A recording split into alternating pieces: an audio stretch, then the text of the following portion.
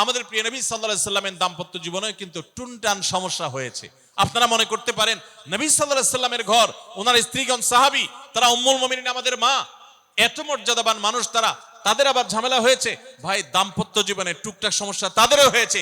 প্রিয় নবী সাল্লাল্লাহু আলাইহি সাল্লাম নিজে একদিন বাসা ছেড়ে মসজিদে নববীতে এসে মন খারাপ করে বসেছিলেন, তিনি বাসায় যাচ্ছেন না, অভিমান করে। ওমর রাদিয়াল্লাহু তাআলা আনহু বিষয়টা বুঝতে পেরে, তার মেয়ে যেহেতু নবী সাল্লাল্লাহু আলাইহি সাল্লামের স্ত্রী, তিনি সেখানে গিয়ে ভেতরে প্রবেশ করে তার সাথে কথা বলে তথ্য উদ্ঘাটন করে সেটা মিটমাট করার ব্যবস্থা করেছেন।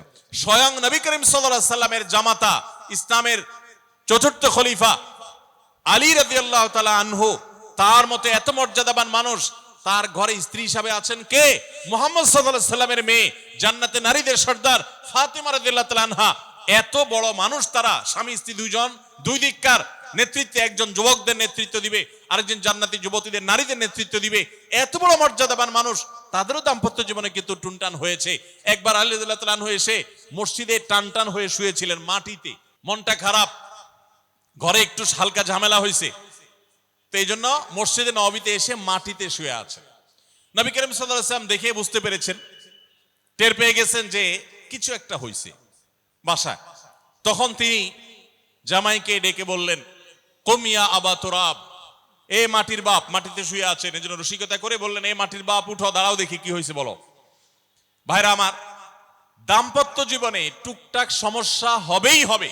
যারা বিয়ে করেন নাই আগে থেকে প্রস্তুত থাকেন, বুকে পিঠে ছালার বস্তা সব বেঁধে রেডি থাকেন। বিশেষ করে সময় যেভাবে গড়াচ্ছে, তাতে করে সামনে থেকে হেলমেট পরেও যাওয়া লাগতে পারে। শুধু যাওয়া না, বাসায় ঢোকার সময় বাইক থেকে নামার পর হেলমেটটা আগে খুলবেন না, আগে যা বুঝবেন পরিস্থিতি কি, তারপর হেলমেট খুলবেন। দাম্পত্য জীবনে টুকটাক সমস্যা হবেই, এটা প্রত্যাশিত, মনে রাখবেন। এই জিনিসটা যদি আপনি আগে থেকে মাথায় রাখেন, তাহলে আপনার কষ্ট অনেকখানি দূর হয়ে যাবে। আমরা অনেকে আকাশ থেকে নেমে পড়ি, কি বলে, এত বড় সাহস, এই কথা বলতে পারে কেন? ভাই আশ্চর্য হচ্ছেন কেন? এর চেয়ে বেশি কথা বলতে পারে, মাথা বাড়ি মারছে, আরে ভাই ছুরি মারে নাই যে শুকর আদায় করে, বুঝেন নাই কথা? একই কথা বোনদের জন্য প্রযোজ্য। আমার মা বোন যারা শুনছেন তাদেরকেও বলছি, আপনার স্বামীর একটা কথা শুনে আপনি আকাশ থেকে নেমে পড়ছেন, আকাশ ভেঙে পড়ছে মাথার উপরে, কি এটা বললো সে, আপনি ডিপ্রেসড হয়ে যাচ্ছেন। আরে বোন ডিপ্রেসড হচ্ছেন কেন? এটা কেন? আরো শক্ত কথা আপনাকে বলতে পারে, এটা আপনি মাথায় রাখেন।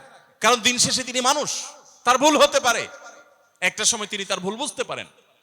দাম্পত্য জীবনে যদি স্বামী স্ত্রী উভয়ে যদি ধৈর্যশীল না হয়, সবরকারী না হয়, হুটহাট রিয়াকশন করে ফেলে, কখনো দাম্পত্য জীবনে সুখী হওয়া সম্ভব নয়।